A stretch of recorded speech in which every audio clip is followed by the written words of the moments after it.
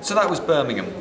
450,000 people have turned out in Birmingham, record percentage, and even Birmingham has voted for a leave, and so goes Birmingham, so goes the nation.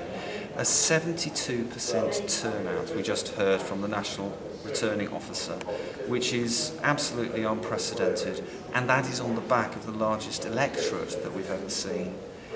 I think this is decisive, and therefore all of us are obliged to accept the results, particularly a party like the Green Party, which is particularly strong on the idea of popular referenda and forcing local authorities and other authorities to accept the results.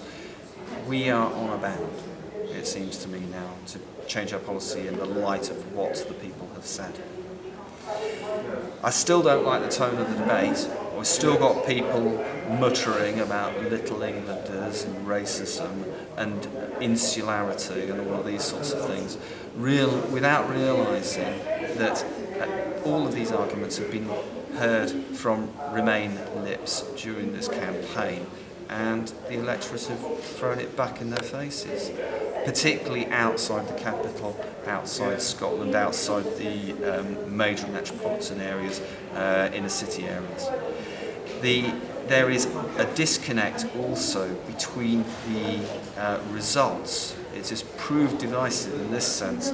Central London, some of Scotland, some of Northern Ireland, and then certain provincial towns, cities particularly, that have got universities, have voted Remain, and then more or less the rest of the country has voted for Leave, which means that we are divided, and we're divided in a way that is not good for the Greens, in that many of the districts we represent have voted to Remain, but those are areas where we're currently represented. In order to be able to grow in due course, we're going to have to represent areas which have voted Leave at this referendum.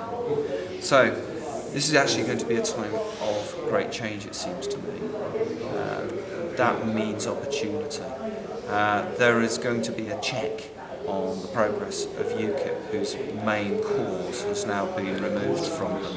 It seems to me that change is going to happen, not only in the Conservative Party, but also in the Labour Party, where people's views on the EU, Labour voters' views on the EU, are particularly badly represented, and also to a certain extent the Scot Nats. But we in the Greens, we need to accept this result, and that means accepting that we are no longer going to be members of the European Union and all that entails. We have to re-engineer our way of doing politics.